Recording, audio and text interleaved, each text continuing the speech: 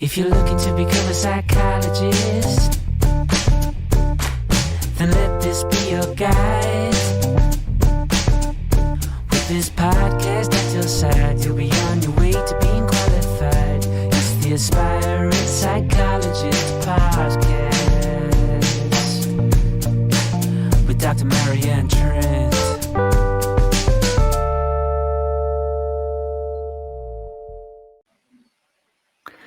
Hi, welcome along to the Aspiring Psychologist Podcast. I am Dr. Marianne Trent and I'm a qualified clinical psychologist. Now, as you might well be aware, the road to becoming a qualified psychologist does not always run smoothly.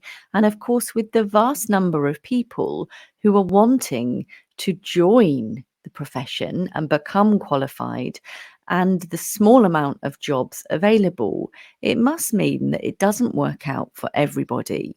And whilst that might be a painful consideration or realization to make, I thought it was a useful angle that we needed to cover within the podcast.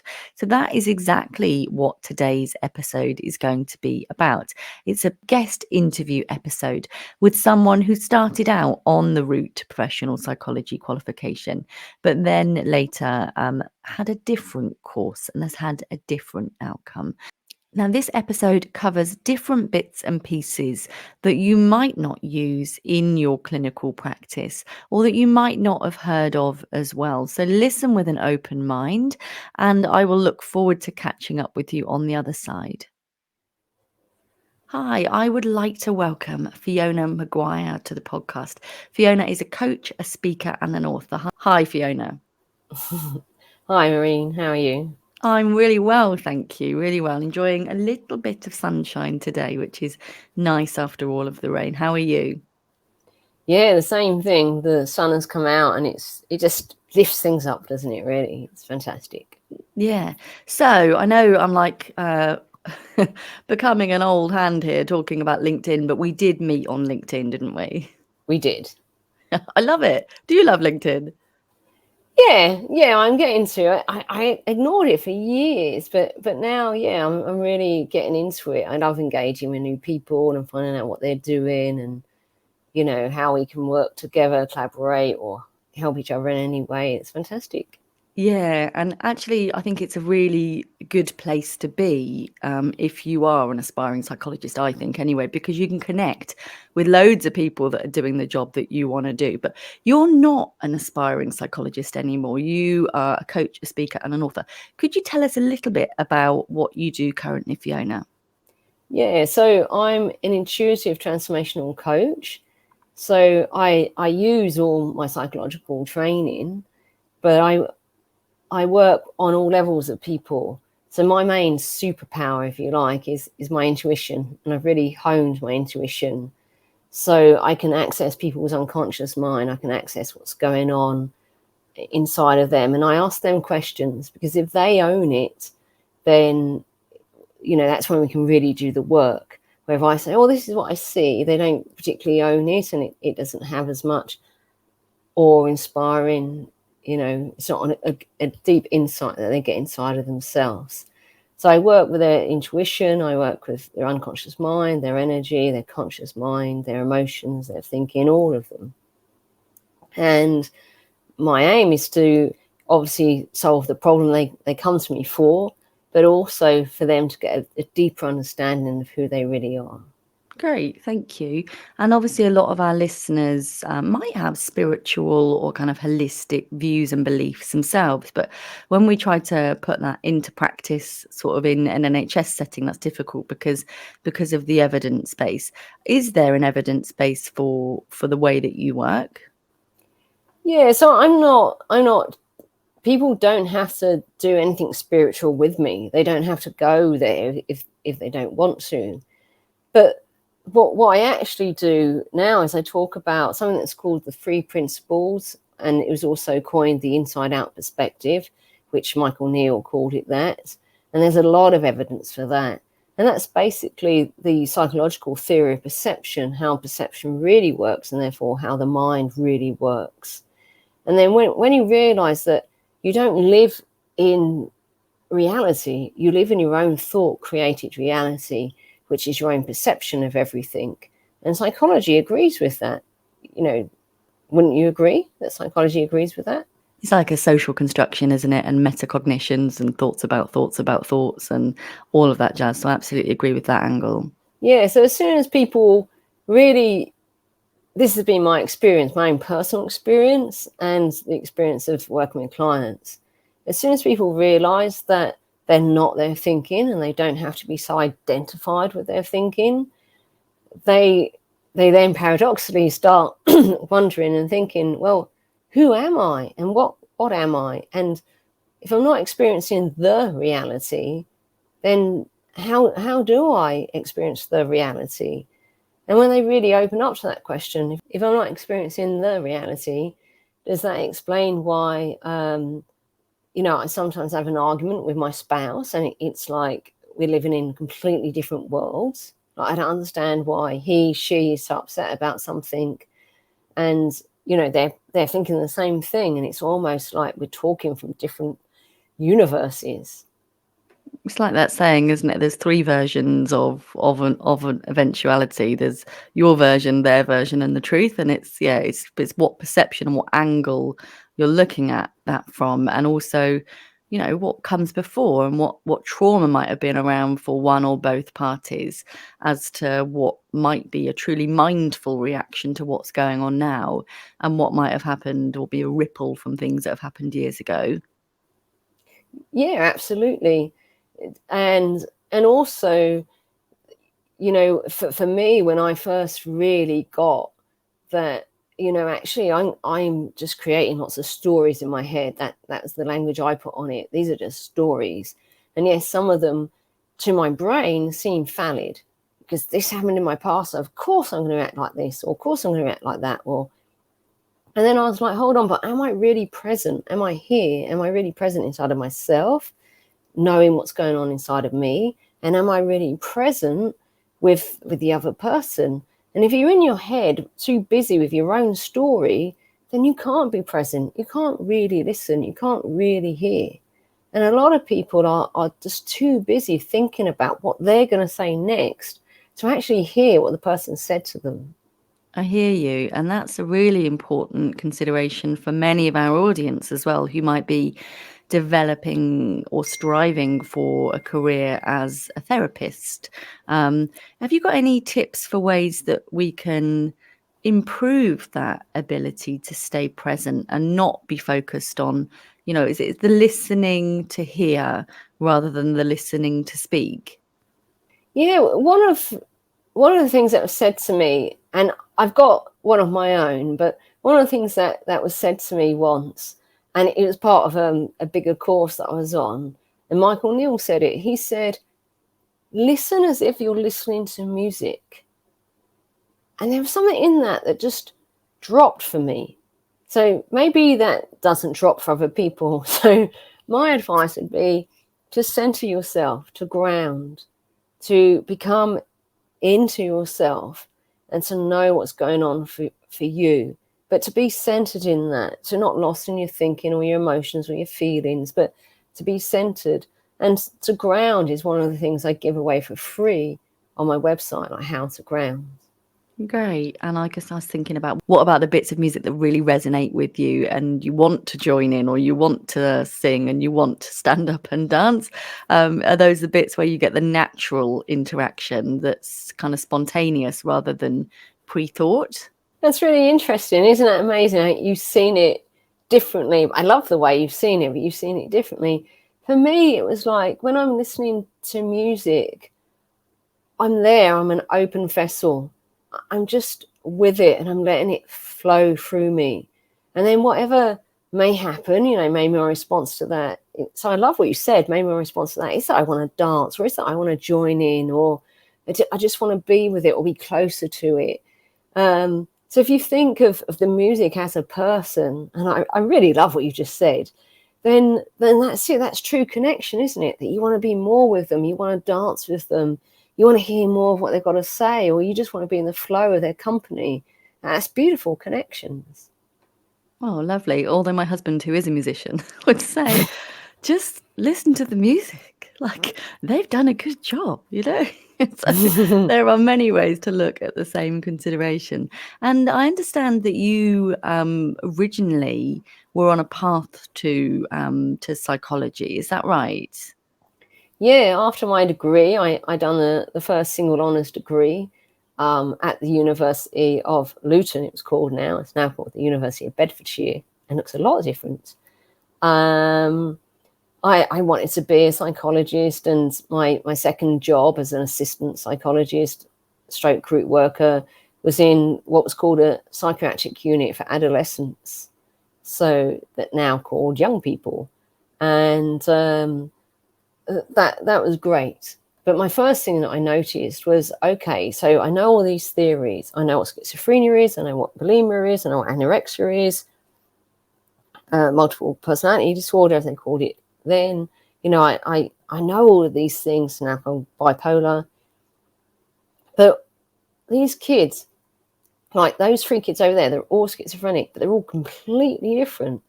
So how does the theory of psychology go with that? So I had questions right from the beginning, and it was fascinating. But, you know, for me, and I don't even remember how long it was. I need to look at my CV that I worked there full time. And then I had a car crash leaving the hospital one day. Lucky enough, on the driveway of the hospital, I hit snow and went into a tree.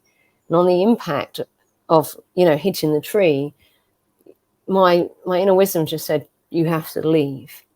And I just intuitively knew that I had to leave that job because I was burning out. And I know why I was burning out. Could you guide us through that a little bit, what that felt like at the time and how that was showing up for you in your work and personal life, if that's okay? Yeah, so like of course we had protocols, we had ways we were meant to work and everything else. And it was definitely around, I think it was around Christmas time, this realization hit. It was definitely snowing, so, you know, and I just noticed that what we just talked about, you know, I was a Buddhist, and at the time, and I really believed in being present with the young people, and that meant to me just really listening, really being with them, and that had the benefit of them just really calming down. Like, these were psychiatrically ill children. They were not in a hospital in a unit for nothing. They had, you know, severe mental illnesses, you know, psychiatric mental illnesses. And people acknowledged that I worked differently, and in the whole, they were happy with that because I was definitely getting results. And it was great that I was able to be with the kids at all different times of day, sometimes when the psychologist wasn't there. So I seen them at all different times. But what I knew at the time is that I felt what the children were feeling, and I had real empathy with them, but to a degree that it didn't seem like my peers had. And I either had a really good idea of what they were feeling, or I literally felt it physically in my body, what they were feeling. And I was 23, or something like that. I was young, and it was just too much, you know, knowing their trauma and knowing their circumstances and knowing that they've been abused in all different types of ways, and then feeling what they feel and feeling their response to their parents and their parents' response to them. And it was just too much. And I'd been somebody that had felt other people's emotions all of my life, and I was kind of okay with that. But in that intense environment, it was hard. And I didn't have the self-given acknowledgement that I'm a highly sensitive person back then. It was just the way I'd always been, and the way I always was. And I wouldn't change that. But what I have done, what I have learned, is that I'm not always picking up on energy. I'm not always picking up on the way somebody feels and what's going on for them internally, you know, and externally. And that has made a huge difference to my life. And that's what I bring to a lot of my clients, because I work with a lot of sensitive people and empaths. Yeah, it is. It's a big job we do, isn't it? And I think we're more likely to be able to hopefully tune in to others, resonance and their frequency and their emotions, and more likely to get it and get why it matters, and to be able to kind of piece together some of their story and almost go with it. But that's not without its negatives as well, if you're doing that with all of the people that you're working with, because it's knowing how and when to disconnect from that it's not your stuff, that it's someone else's. And the way I do it, I guess, is to think about doing the best possible job I can do at that moment. And the bits I've struggled with is when systems or finances mean that I can't do what I deem to be the best for that person. So it might be that there's really long waiting lists. And I found that personally really, really difficult. So actually I thought that, this would be the ideal pathway, gold standard in terms of waiting and in terms of what that person needs and what is going to work for them or have a best chance of working for them. But when I can't do that because of my hands being tied, that's when I find that it leads me further to disillusionment and burnout. Yeah, I agree with you there about the system. I'd like to pick up on it. It's not that I was overthinking it, or it's not that I was, taking it home in the way that other people take their work home. I'm not saying I didn't do that. There was one occasion where I did. This child was in such a ridiculous situation, in my opinion, and the way that he was being treated. And, and the way the system was built up. And that's the morning I crashed my car. They decided that they couldn't help this child. He was going to be put in a locked psychiatric unit. That's what happened back then.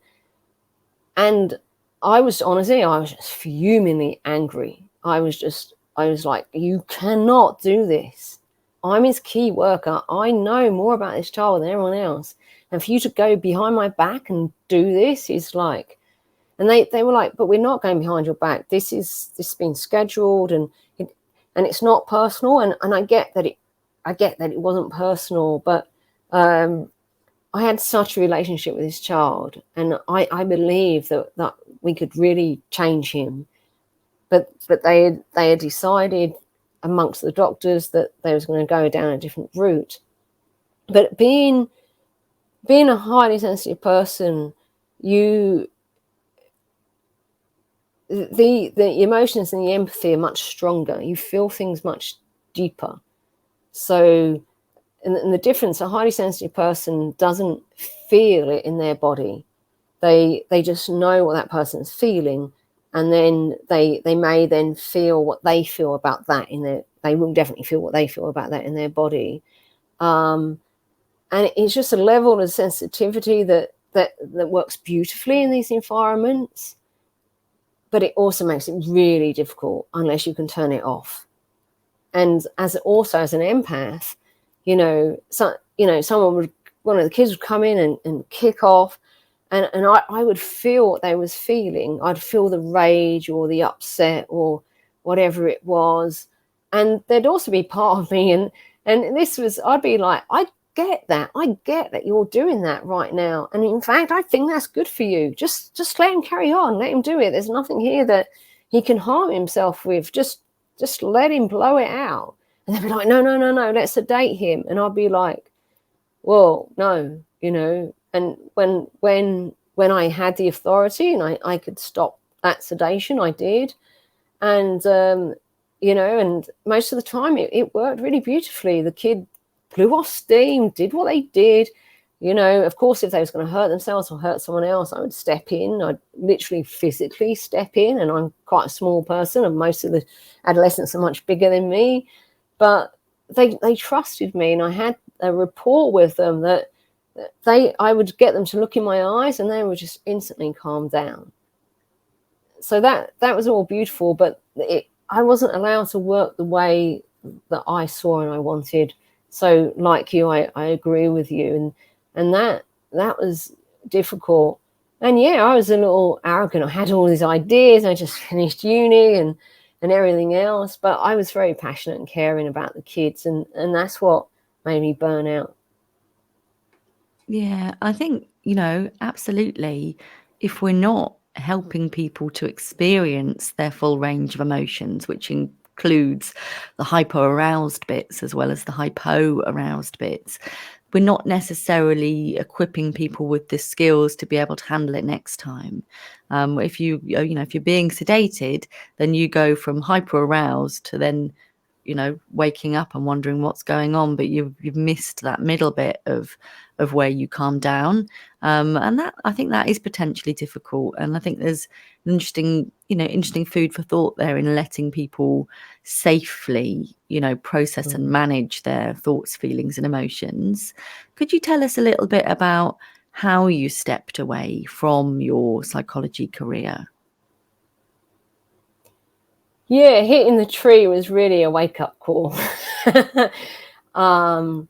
So ironically, I had, 6 weeks ago, because of the high emotion and high energy of the job, it was a brilliant hospital that I worked in, and they were running a new system. That's why I chose this hospital to work in. And there was a lot of things that worked really well in it. I'd like to say that. And it was a massive education for me, being there, working there. But just before I hit the tree 6 weeks ago, I had taken an active holiday because I knew that I couldn't, I needed to do something. I needed time out of work. I needed to do something. So I went on what I thought was a beginner's course in sports massage. But the lady had put me on an intermediate course because of my qualifications, anatomy and physiology. And she just said, look, if you don't like it, you can go home and you can do the other course, because it was a residential course. I was like, okay. So there I was, 10 days, and I was a natural and I passed with flying colours. So I was now an unexpectedly qualified sports massage therapist. And when I hit the tree and I had various injuries, I used my own knowledge and got most of me better. I had whiplash, so that's what I treated. What I didn't know is I'd also really severely hurt my left hip, but that didn't show up physically until a month later. And so, I started getting treatment for my hip a month later, and the guy was technically excellent, but his bedside manner was dreadful. And that was private. It wasn't through the NHS. And I just thought I could do this. So I started doing it part-time with just people around me. And within a year, I had enough client base to stop my job and to do that full-time. And that's what I did. So I just dropped being a psychologist. But ironically, at least 50% of the people that came to me wanted to come to me for mental problems. And I had to keep saying, but I'm no longer a psychologist. Is there anything physical you want? And so eventually I just gave in and I started treating both. And that's how I created my own therapy. Lovely. Thank you for sharing that with us. Have you got any tips or advice for if people are listening to this and they're starting to notice that itch that might need scratching, that a mental health career in professional psychology might not be for them anymore? Yeah, I think for me, what I needed to do was just look at, well, what do I love? What do I spend my time thinking about? When I'm not at work, what thoughts go through my head? What is it that I really love about my work? What is it I love about the studies that I've done? What books am I reading? What films am I watching? What conversations am I having? And out of all of that, I was like, yeah, I really like sports. I'd always done sport. And I thought, I really like sports. So, I would be interested in doing that. And I'm still really helping the person. Because what I noticed in the psychiatric units was all of the children also had physical problems. All of them had. They might have been small, they might have been bigger. And then I pretty quickly realised that the majority of people that came to see me for massage, they also had, like, maybe it was stress, maybe it was depression, or maybe it was something much bigger, like trauma and things like that. So I became more and more interested in the link between the physical body and the physical problems and the mental problems, the psychological problems. And that led me to studying craniosacral therapy, because that brings the two of them together. So, so to answer your question, in case it's been lost, is to really look at what it is you love and what excites and interests you. And where does that lead you to? Great. And would you say that you are fulfilled and happy and pleased in your sphere of work currently? Oh, absolutely. When I start every session with an aim, and at the end of the session, I ask them about that, and I might even poke it a little bit to make sure that it's cleared. And it just amazes me the journey the session goes on. And then to see the person's face when they realize something, and particularly when they let go of it, and I help them let go of even more of it, it's just wonderful. I just love it. So professional psychology is not the only way to make you happy. And that might be a really interesting and useful point for people if they are starting to feel that it's not for me, it's not making me happy. I feel like I'm burning out. There must be another way. There might well be. This isn't for everybody. Have you got a take-home message for people who might be listening today, Fiona? To be who they really are, to ground inside of themselves, to connect to who they really are, and to explore that and dare to live that, dare to be who they really are, and show that, and be inspired by what they're inspired by, to go with their intuition. Because I don't believe that anybody can work as a psychologist and not intuitively feel something about their clients, their patients, whatever they call them.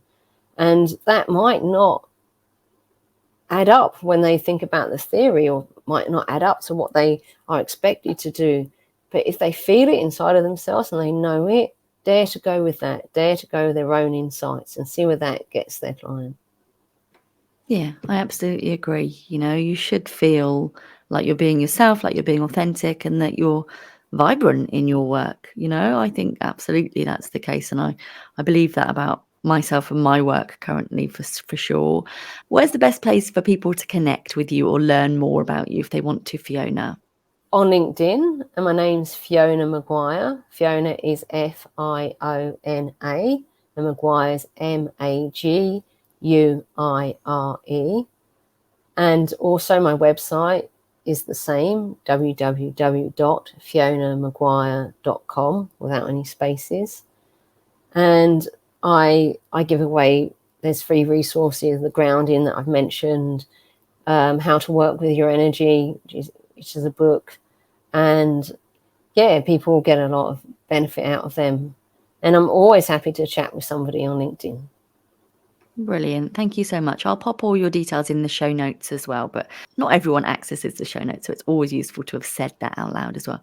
Thank you so much for your time today, Fiona, and for helping us answer the question, what happens if you decide psychology is not for you? So I know that you still work in the psychology sphere, but professional psychology, because that's a lot of our audience. So thank you so much for your time and so generously sharing your rich insights with us. Thank you very much. Really good to speak with you. Thank you so much for my guest, Fiona Maguire, for coming along and talking with us. I hope you found that to be a useful listen.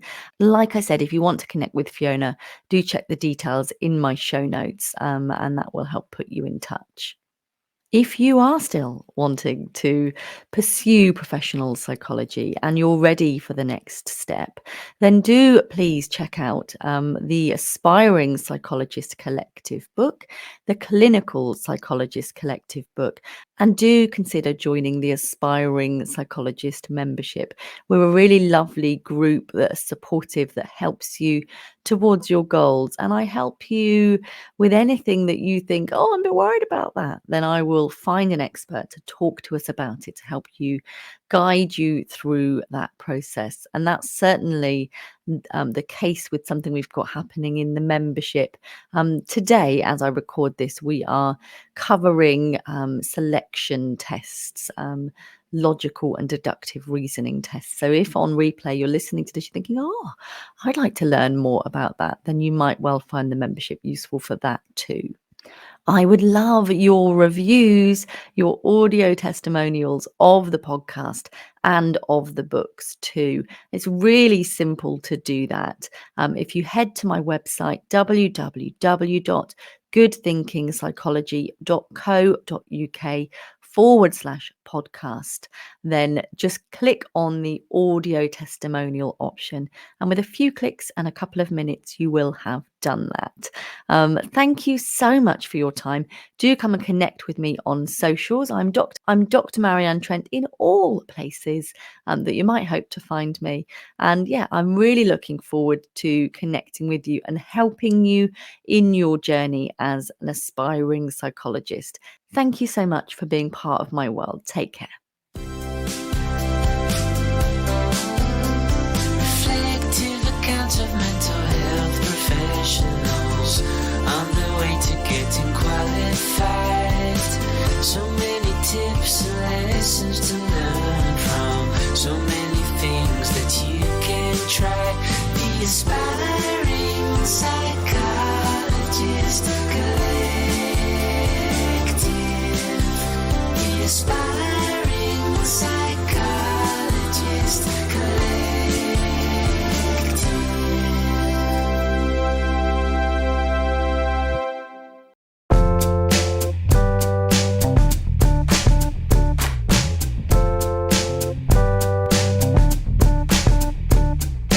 If you're looking to become a psychologist, then let this be your guide.